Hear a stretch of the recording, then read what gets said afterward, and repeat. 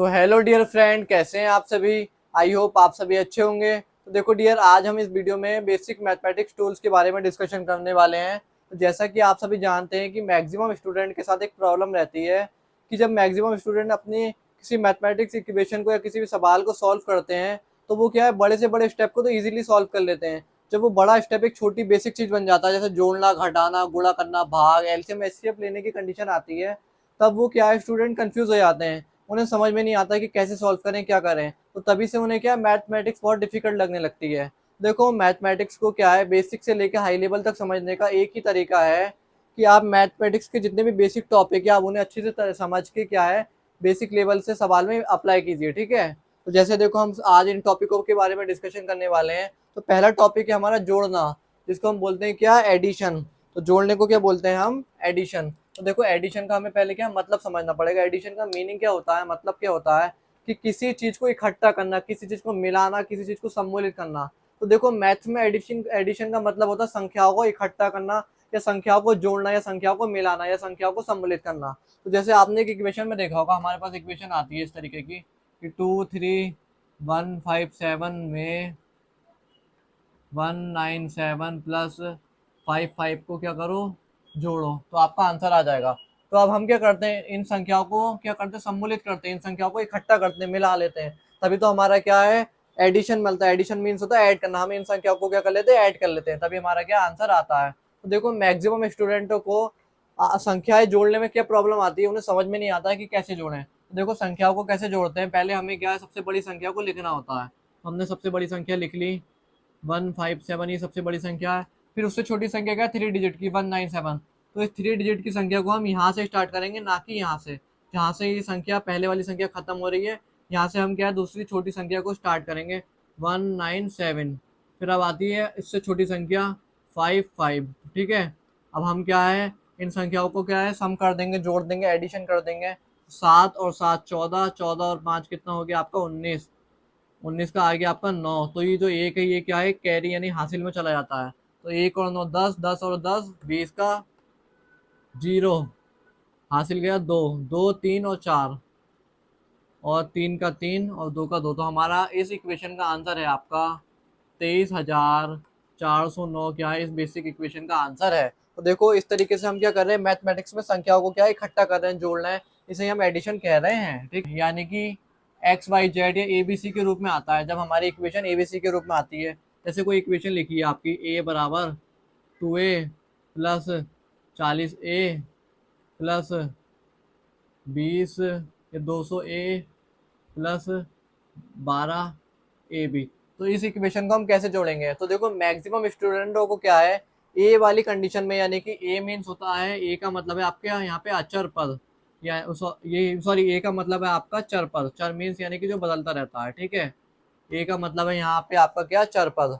ठीक है। तो देखो, मैक्सिमम स्टूडेंटों को क्या, ए में कंफ्यूजन होगा कि कैसे जोड़ेंगे। तो देखो, हम क्या है, समान संख्या समान में जुड़ जाती है, तो ए वाले क्या आपस में जुड़ जाएंगे। ठीक है। तो हम क्या करेंगे, 2 और 40 हो गया 42 है, 42 है, और 200 ए हो गया आपका 242, और ए का ए प्लस 12 बी, ए बी, इस इक्वेशन का आंसर हो जाएगा। ठीक है। तो देखो, अगर आपके पास इस तरीके की कोई इक्वेशन आती है चर वाली फॉर्म में, तो हम क्या है, समान संख्याओं को, ए वाले पदों को चर में जोड़ते हैं और अचर को अचर में जोड़ते हैं। ठीक है। तो आई होप आपको क्या है, एडिशन यानी कि जोड़ना समझ में आ गया होगा। तो देखो, अब हम बात करते हैं किस पे, सेकंड टॉपिक पे, घटाना यानी सब्ट्रैक्ट करना। तो देखो, सब्ट्रैक्ट करने का मतलब होता है, घटाने का मतलब होता है किसी चीज को किसी चीज में से अलग करना। फॉर एग्जाम्पल, जैसे मैंने किसी पर्सन से 10,000 रुपये उधार लिए हैं, उसमें उसे मैंने 5,000 रुपये वापस दे दिए। तो मेरे को कैसे पता चलेगा कि अभी मेरे पास कितने रुपए रह गए हैं उसके देने के।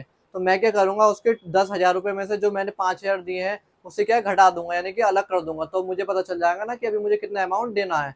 तो देखो, सब्ट्रैक्ट का मीन्स होता है किसी चीज को किसी चीज में से अलग करना। तो हमारे पास इस तरीके से इक्वेशन आती है मैथ्स में कि 12,336 में से आप 1296 को घटाइए। ठीक है। तो हम क्या करते हैं, 12,336 में से 1296 को क्या अलग कर देते हैं। तो हम कैसे अलग करेंगे, सेम वही तरीका है। सबसे पहले बड़ी संख्या को लिखना है, फिर उसके बाद क्या है, हमें इस तरीके से लिखना है। अब हम इसमें से क्या घटा देंगे, अलग कर देंगे, सब्ट्रैक्ट कर देंगे। तो 6 में से 6 जाएगा 0, 3 में तो देखो 3 में से 9 नहीं जा सकता है, तो अब ये 3 क्या करेगा, इससे एक हासिल लेगा, तो ये बन जाएगा 13। तो आपका कितना बचा, 4।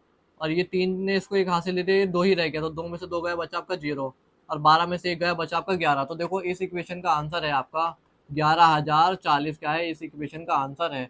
यानी कि 12,336 में से हमने 1296 रुपये निकाल दिए, तो हमारा आंसर आया 11,000 आपका 40। ठीक है, तो आई होप आपको क्या है, बेसिक लेवल का घटाना समझ में आ गया होगा। यहाँ पे लिखा है इक्वेशन है b बराबर 200 200a में से आपको 40a को माइनस करना है और प्लस 120 ए भी लिखा है। तो आप मैक्सिमम स्टूडेंटों से बोलोगे कि कैसे घटाएंगे इसे, तो उन्हें क्या है, ए और ए में कंफ्यूजन हो जाएगा। तो देखो, चर वाले चर में से घटते हैं, अचर वाले अचर में से घटते हैं, तो हम इसे घटाएंगे। तो 200 में से 40 चला जाएगा, आपका बचेगा कितना, 160 a plus 120 a b, 120 a b क्या है, इस इक्वेशन का आंसर हो जाएगा। तो देखो ये आ गया आपका चर और अचर पद के रूप में, यानी कि ए बी सी के फॉर्म में। ठीक है, तो आई होप आपको क्या घटाने नहीं सब्ट्रैक्ट करना भी समझ में आ गया होगा। तो देखो अब हम बात करते हैं अपने थर्ड टॉपिक यानी मल्टीप्लाई यानी गुणा करने पे। तो देखो गुणा करने का मतलब क्या होता है, किसी चीज को उतना गुना कर देना, बढ़ा देना। बढ़ाने का मतलब होता है गुणा करना। फॉर एग्जाम्पल जैसे मेरे पास ये 2 मार्कल हैं, इन मार्कल को मैं क्या 4 गुना करना चाहूँ, तो मैं क्या करूंगा, इसे 4 से गुणा कर दूंगा, है ना। बढ़ाऊंगा, बढ़ाना चाहूँ तो उसे मैं क्या उतने से गुणा कर दूंगा। ठीक है, तो गुणा का मतलब होता है मल्टीप्लाई यानी बढ़ाना। ठीक है, जैसे आपने देखा होगा किस तरीके की हमारे पास इक्वेशन आती है कि 322 गुणा 3 प्लस 111 गुणा 2 प्लस 41, इस तरीके से आपके पास एक इक्वेशन आती है, यानी कि गुणा करके आपको आंसर निकालना होता है। तो हम क्या करेंगे, 322 में 3 से गुणा कर देंगे, 3 दूनी 6, 3 दूनी 6, 3 तिया 9। ठीक है, और इसका क्या आएगा आपका 966 प्लस 222 प्लस 41। तो जब हम इस इक्वेशन को जोड़ देंगे तब हमारा क्या है, पूरा राइट आंसर आ जाएगा। ठीक है, तो हम इसे जोड़ते हैं, 966 222 41, तो 2689 और 12 1 और आपका 12। तो हमारा इस इक्वेशन का आंसर आ गया आपका 1229 क्या है, इस इक्वेशन का आंसर आ जाएगा। तो गुणा करने का मतलब होता है किसी चीज को किसी चीज से क्या है गुणा करना, यानी किसी चीज को किसी से बढ़ाना। ठीक है, बात करते हैं चर की फॉर्म में यानी एबीसी के फॉर्म में। जैसे आपके पास एक इक्वेशन है कि ए बराबर 22a गुणा 10a plus 20a square plus 30a B. ठीक है, तो देखो मैक्सिमम स्टूडेंटों को क्या है, गुणा वाली कंडीशन में क्या है, कंफ्यूजन होने लगता है। यानी कि जब ए आपका चर पद में आता है तब क्या गुणा भाग जोड़ने घटाने में कंफ्यूजन होने लगता है। तो देखो 22 की 10 में करेंगे होगा आपका हो जाएगा 220, और ए की ए में होगी a square plus 20a square plus 30ab। ठीक है, तो ए बराबर आपका होगा 220, ए स्क्वायर में 20 जुड़ जाएगा 240 ए स्क्वायर प्लस 30 ए भी आपका इस इक्वेशन का आंसर आ जाएगा। ठीक है, तो देखो मैं आपको एक बात बता दूं, ए का मतलब होता है चर, यानी कि ये एक ऐसी संख्या है जिसका मान बदल भी सकता है। माना ए का मान यहाँ पे 1 है, आगे चल के 2 हो जाए, 10 हो जाए। और आपका अचर क्या होता है, अचर मीन्स होते हैं constant number, constant number number होते हैं अचर। For example 1 2 dot dot dot इस तरीके की जो संख्या होती है ये क्या है, कांस्टेंट नंबर होते हैं। कांस्टेंट नंबर को हम बोलते हैं अचर, और क्या कहते हैं, जो संख्या बदलती रहती है उन्हें बोलते हैं हम चर, जिन्हें हम एबीसी के फॉर्म में लिखते हैं। अब देखो मैक्सिमम स्टूडेंटों को चर का जोड़ना, चर का गुणा करना, चर का घटाना क्या है समझ में नहीं आता है। ठीक है, तो जैसे ए प्लस ए होता है आपका 2a, यानी ए के और ए के मिलकर हो जाएगा 2a, और ए गुणा ए होता है आपका ए स्क्वायर। ठीक है, और 2a माइनस ए होता है आपका ए। ठीक है, ए डिवाइड ए होता है आपका 1। तो यानी कि देखो चर को क्या है, आप चर के ना मान के संख्याओं के रूप में मानो। ए के और ए के मिलके बन गया 2 है, एक ए की जब हमने एक ए में गुणा करा तो बन गया ए स्क्वायर, 2 ए में से एक एक घटा दिया तो बचा एक ए में से एक एक का डिवाइड कर दिया आया हमारा 1। ठीक है, तो आई होप आपको क्या है मल्टीप्लाई भी बेसिक लेवल से समझ में आ गया होगा। तो देखो स्टूडेंट, अब हमारे 3 स्टेप तो कंप्लीट हो गए हैं। अब हम चौथे टॉपिक के बारे में बात करते हैं, यानी कि भाग, मतलब जिसका मतलब होता है डिवाइड। तो डिवाइड का मतलब क्या होता है आप पहले ये समझिए। देखो डिवाइड का मतलब होता है किसी चीज को उतने भागों में बांटना। फॉर एग्जाम्पल जैसे एक बंदा है जिसके पास 10 लाख रुपए हैं और उसके 4 बेटे हैं, तो वो अपने 10 लाख रुपए को 4 बेटों में बांटना चाहता है, तो वो क्या करेगा, 10 लाख में 4 का भाग कर देगा, तो प्रत्येक बेटे पे 2.5 लाख रुपए क्या है आएंगे। तो उस पर्सन ने क्या करा, 10 लाख रुपए में 4 लोगों को विभाजित कर दिया है ना। तो देखो इसे हम मैथ में कैसे करते हैं, जैसे आपने देखा हमारे पास इक्वेशन आती है कि 220 120 divide by 2 divide by 4 plus 130 divide by 2, इस तरीके की इक्वेशन आती है हमारे पास ना। इसे सॉल्व करके हमें क्या आंसर बताना होता है। तो जैसे देखो हम 220 में क्या है, 2 का डिवाइड कैसे करेंगे, आपका गया कितना 11 बार, ठीक है, तो 2 गया 11 बार, बचा 0, एक जीरो आ गया यहाँ पे। यानी 220 को जब हमने 2 में भागा तो करा भागा दिया, तब आया हमारा 110। अब आता है 120 को हम 4 में भागा 4 से भाग करते हैं, तो 4×3 = 12, आपको पता ही है। शेषफल बचा 0, तो 0 का 0, तो 4 के हो गई आपका 30, ठीक है। अब बचा आपका 130 के हम 2 पार्ट करेंगे तो कितना आ जाएगा आपका 65, 2×5 2×6 = 12, एक गया था 65, ठीक है। तो इस तरीके से हम क्या भाग करते हैं। भाग करने का मतलब क्या करते हैं, हम किसी चीज़ को विभाजित करते हैं। यानी कि 220 रुपये थे, हमने 2 लोगों में बांटे तो 110 रुपये क्या आ गए हैं, ठीक है। अब हम लिखेंगे ए बराबर 110 प्लस 30 प्लस 65 इजिकल्स टू ए बराबर आपका कितना हो जाएगा 110, और आपका 30 हो गया 140, 140 और 160 हो गया आपका 205। ये क्या है, इस इक्वेशन का आंसर हो जाएगा। तो आई होप आपको बेसिक लेवल का क्या है भाग समझ में आ गया होगा। तो हम भाग की बात करते हैं आपका चर की फॉर्म में, यानी कि ABCD की फॉर्म में। तो देखो कहीं पे लिखा है ए बराबर 22A divide by 2A plus 20AB divide by 12AB plus B B लिख दो 200A, ठीक है। तो अब देखो हम क्या करेंगे, पहले देखो AB से AB कट हो गया, चरपद वो सॉरी चरपद से चरपद कट गया, तो इधर आया आपका 10, इधर आया आपका 6, इधर आया आपका 5, इधर आया आपका 3, ठीक है। और ए से ए कट गया, ये आ गया आपका 11। यानी कि हमने देखो चर पद से चर को काट दिया और संख्या से संख्या को काट दिया। हमारा ए बराबर आया आपका 11 प्लस 5/3 प्लस 200A, ठीक है। तो हम इसका क्या करेंगे, इन सबका एलसीएम ले लेंगे। तो एलसीएम क्या होता है वो आपको आगे समझ में आएगा। तो ये क्या है आपका इस इक्वेशन का हल हो जाएगा। तो आई होप आपको भाग यानी डिवाइड का मतलब समझ में आ गया होगा। डिवाइड का मतलब होता है किसी चीज़ को बांटना, ठीक है। तो हमने चर अचर दोनों के रूप में क्या है बांटना आपको सिखा दिया है। तो देखो अब अब हमारा अगला टॉपिक आता है 5th नंबर का एलसीएम। अगले नंबर का टॉपिक क्या है हमारा, एलसीएम। तो देखो एलसीएम की पहले हम क्या है फुल फॉर्म जानते हैं। एलसीएम क्या होता है, एलसीएम का मीन्स होता है लोएस्ट कॉमन फैक्टर, यानी निम्नतम समापवर्तक। तो देखो एलसीएम का मीन्स होता है लोएस्ट कॉमन फैक्टर। तो देखो आपको मैं बताऊं, आपसे सवाल पूछता है कि 2, 4, 8, 16 का संख्या अभाज्य गुणनखंड विधि से एलसीएम बताओ।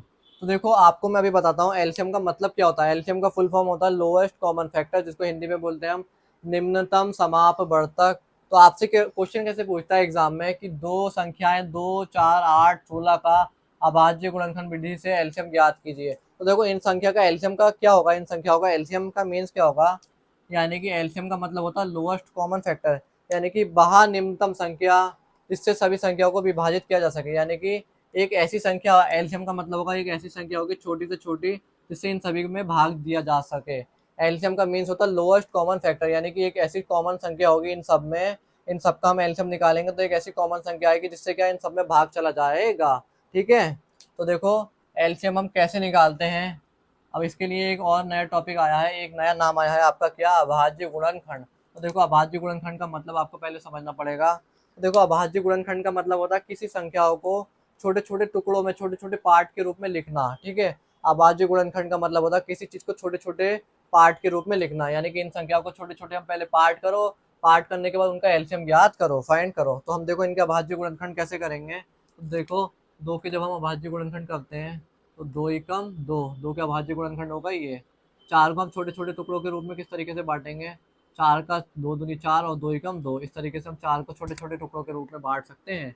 अब आता है हम आठ को किस तरीके से छोटे छोटे टुकड़ों में बांटेंगे, अभाज्य गुणनखंड कैसे करेंगे। तो देखो जब हमने आठ के छोटे छोटे टुकड़े किए तब आया आपका चार, फिर दो से और विभाजित करा, फिर दो, फिर दो एकम दो, ये आपका आठ के अभाज्य गुणनखंड हो गए। फिर आपके होते हैं 16 के अभाज्य गुणनखंड, दो से विभाजित करा आठ, फिर दो से विभाजित करा, फिर आपका चार, फिर दो से विभाजित करा, फिर आपका दो, और दो एकम दो।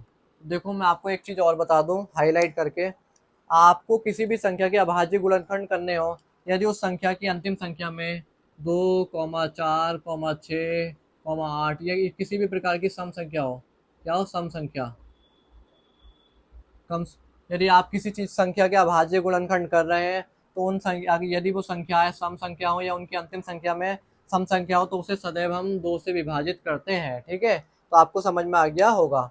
तो देखो हमने दो के, चार के, आठ के, 16 के सबके अभाज्य गुणनखंड कर लिए। तो इनने क्या करा, पहले इनने क्या बोला, इन संख्याओं के अभाज्य गुणनखंड करो, फिर इनका एलसीएम ज्ञात करो। तो हमने इनके अभाज्य गुणनखंड तो कर लिए, अब हम इन्हें लिखते हैं अभाज्य गुणनखंड के रूप में। तो दो गुणा एक, चार के हो गए आपके दो गुणा दो गुणा एक, आठ के हो गए आपके भाज्य गुणनखंड दो गुणा दो गुणा दो गुणा एक, 16 के हो गए आपके भाज्य गुणनखंड दो गुणा दो गुणा दो गुणा दो गुणा एक। तो देखो आपने इन संख्याओं के अभाज्य गुणनखंड कर लिया, अब आपको एलसीएम ज्ञात करना है। तो देखो एलसीएम फाइंड करने के लिए हम क्या करते हैं, एलसीएम ज्ञात करने के लिए हम क्या करते हैं, पहले हम सभी संख्याओं में से जो संख्या कॉमन आती है उन्हें कॉमन ले लेते हैं। तो इन सभी संख्याओं में कॉमन क्या आ रहा है आपका, दो आ रहा है। दो एक ऐसी संख्या जो सभी संख्याओं में कॉमन है, हमने दो को निकालेंगे, फिर एक है, एक को तो चाहे आप लो या मत लो लेकिन ले लेते हैं। तो हमने पहले इन्हें ले लिया जो संख्या कॉमन आती है। फिर जो संख्याएं कॉमन नहीं आती है, अब अन्य संख्याओं में देखते हैं, चार आठ 16 में, क्योंकि दो वाली संख्या तो समाप्त हो गई, अब चार आठ 16 में क्या कॉमन आ रहा है, फिर से दो कॉमन आ रहा है। तो अब हमने इस दो को ले लिया, गुणा दो। अब हम क्या करेंगे, आठ और 16 में फिर से दो कॉमन आ रहा है, फिर हमने इस दो को ले लिया, गुणा दो। फिर इसमें 16 में कुछ कॉमन नहीं आया, दो अकेला रह गया, फिर हमने ले लिया इस दो को, गुणा दो। तो एलसीएम बराबर हो गया आपका दो दूनी चार, चार दूनी आठ, आठ दूनी 16, यानी इन संख्याओं का एलसीएम हो गया आपका 16, ठीक है। तो यानी कि वह इन दोनों इन सभी संख्याओं को जो पूर्णतः विभाजित कर देगी, छोटी से छोटी संख्या क्या है, एलसीएम उनका 16 है। यानी कि इन संख्याओं का एलसीएम आपका 16 आ गया है। आई होप आपको एलसीएम समझ में आ गया होगा। एलसीएम मीन्स होता है लोएस्ट कॉमन फैक्टर, यानी कि एलसीएम का मतलब है वहां निम्नतम संख्या जिससे सभी संख्याओं को वो पूर्णतः विभाजित किया जाता है।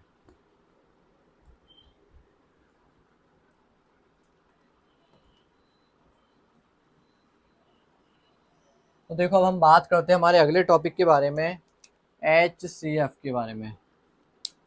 अब हम बात करते हैं किसके बारे में, HCF के बारे में। तो HCF क्या होता है आपका, HCF मीन्स होता है highest common factor. Highest common factor यानी कि अधिकतम, या इसका दूसरा नाम है उच्चतम, तीसरा नाम है महत्तम समापवर्तक।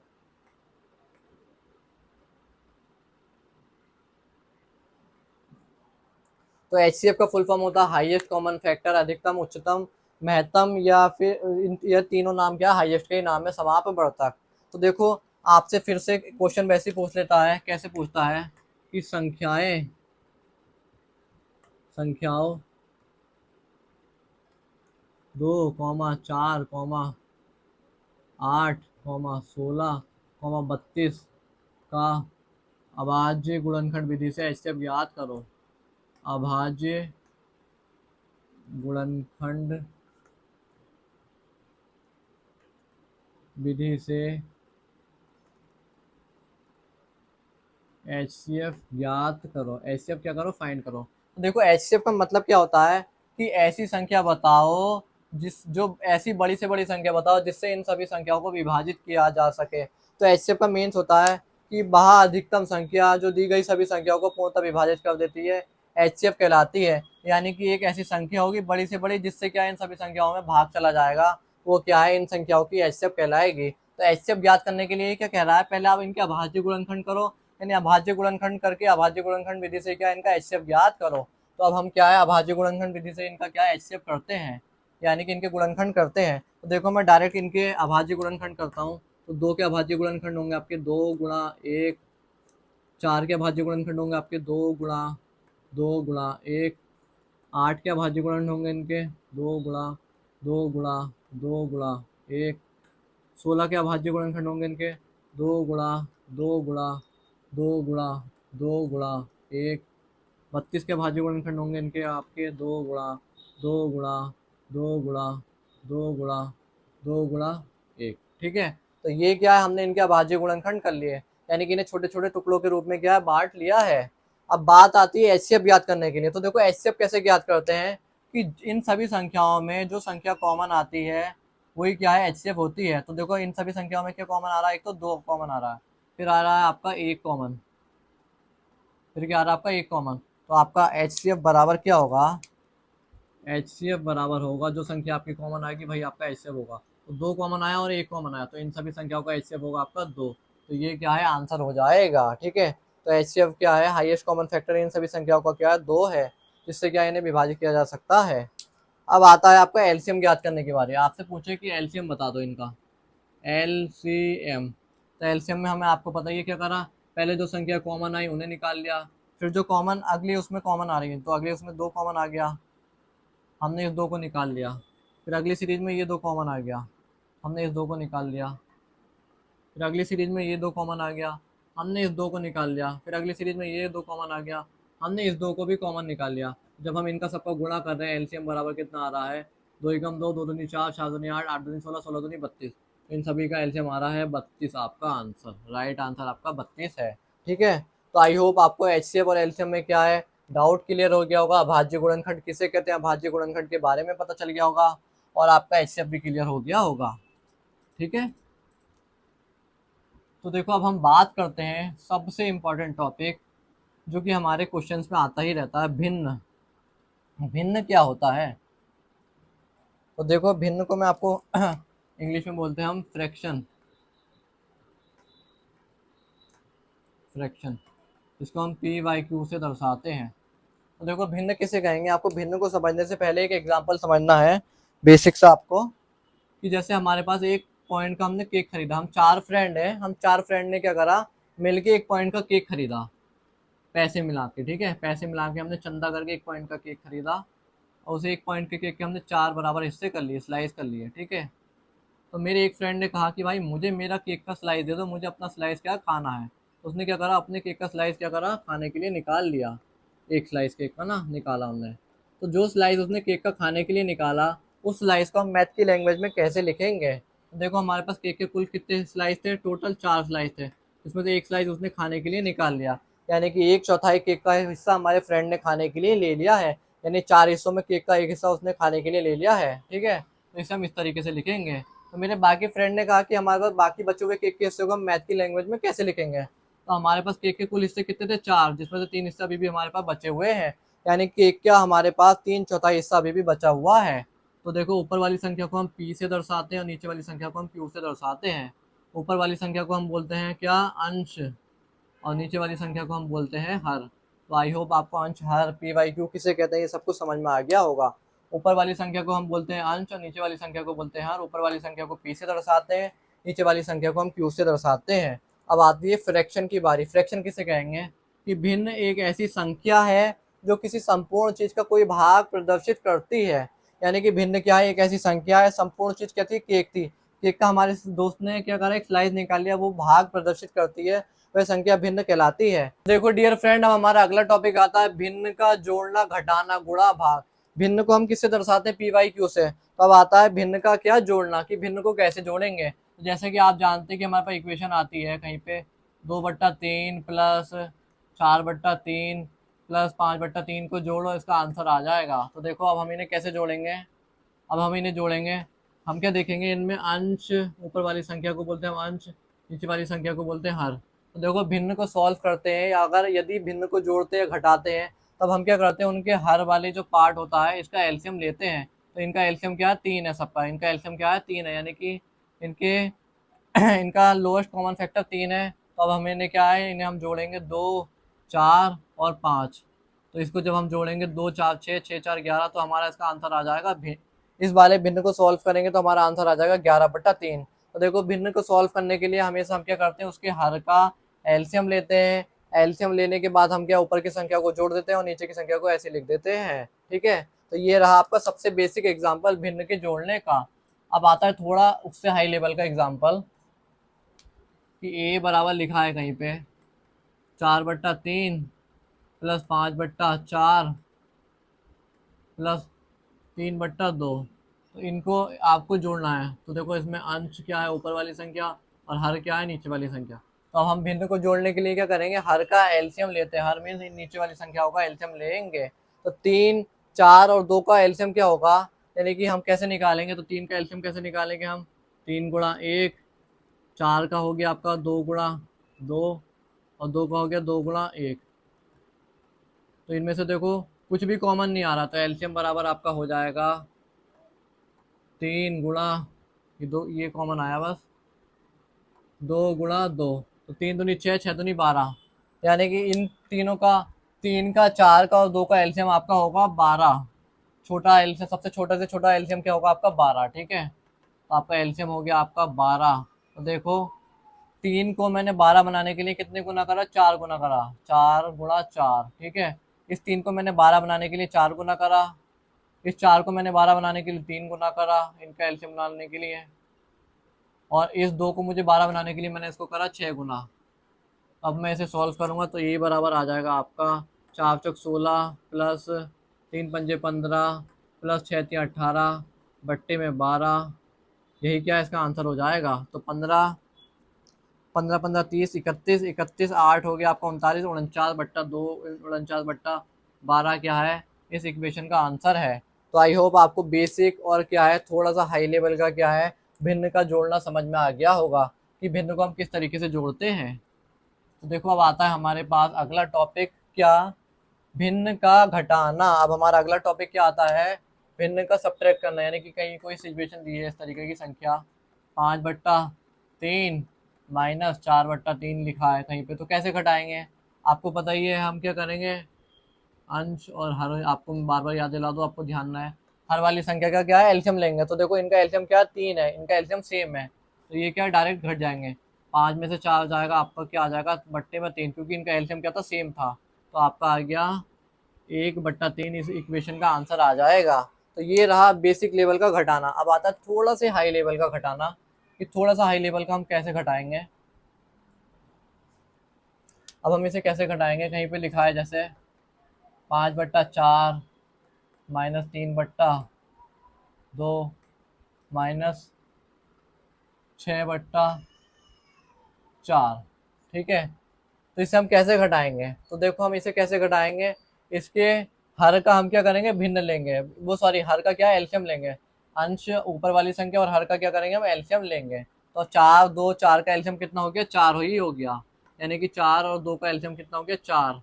तो 4 को 4 बनाने के लिए मैंने कितने करा, 1 से गुणा करा, माइनस 2 को मैंने 4 बनाने के लिए कितना, 2 से गुणा करा, माइनस 6 को मैंने इस 4 को 4 बनाने के लिए 1 से गुणा करा। तो ए बराबर आपका आ जाएगा 5 माइनस 6/4, यानी कि आपका -5 -12/4, यानी कि ए बराबर आपका आ जाएगा माइनस का 7/4। इस इक्वेशन का आंसर ये हो जाएगा। तो आई होप आपको बेसिक लेवल का और बेसिक लेवल से थोड़े से हाई लेवल का क्या है, घटाना भी आ गया होगा भिन्न का। तो देखो अब बात आती है क्या, भिन्न के गुणा की और भिन्न के भाग की। भिन्न का गुणा और भाग बहुत ईजी है। तो देखो भिन्न का गुणा कैसे होगा, जैसे कहीं पे लिखा है 5/2 गुणा 3/2 प्लस 4/3 गुणा 5/3, इस तरीके से लिखी है कोई संख्या। उसे हम कैसे लिखेंगे? तो देखो भिन्न का गुणा हम कैसे करते हैं, ऊपर वाली संख्या का ऊपर हो जाता है, नीचे वाली संख्या का नीचे हो जाता है, ऊपर वाली संख्या का ऊपर, नीचे वाली संख्या का नीचे। तो 5×3 = 15, ऊपर का 5 को ऊपर करा, 5×3 = 15 और 2×2 = 4 प्लस 4×5 = 20 प्लस 3×2 = 9। अब हम क्या करेंगे, इनका एलसीएम ले लेंगे। 4 और 9 का एलसीएम कितना होता है आपका? 4 और 9 का एलसीएम हो गया आपका 9 या 27 नहीं होगा, 9×9 = 18, तो 38 हो गया। इन सब का एलसीएम हो गया 36।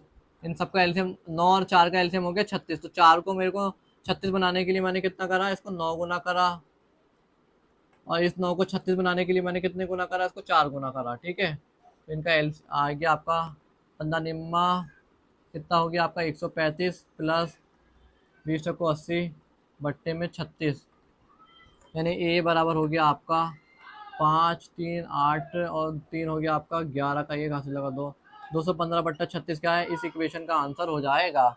यानी कि देखो भिन्न का गुणा हम कैसे करते हैं, ऊपर वाली संख्या का ऊपर कर देते हैं, नीचे वाली संख्या का नीचे कर देते हैं।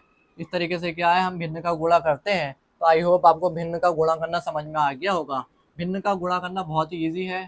ठीक है, अब बात करते हैं थोड़े से हाई लेवल के भिन्न के गुणा की। जैसे कहीं पे लिखा है ए बराबर -5/2 गुणा 3/4 प्लस 5/4 गुणा -2/2।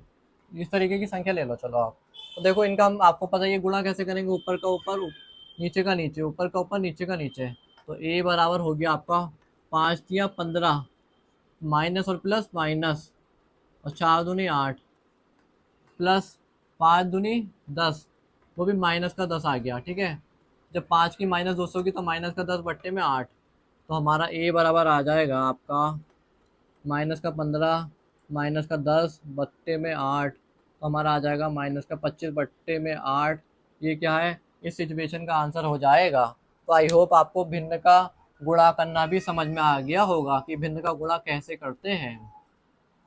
अब आती है भिन्न के भाग, भिन्न का भाग करना। तो आपने देखा होगा कहीं हमारे पास ऐसे कंडीशन आती है कि 9/5 बट्टे में 5/4, इस तरीके का भिन्न का भी भाग करना, यानी भिन्न में भिन्न का भाग करना। तो कैसे करते हैं भिन्न में भिन्न का भाग?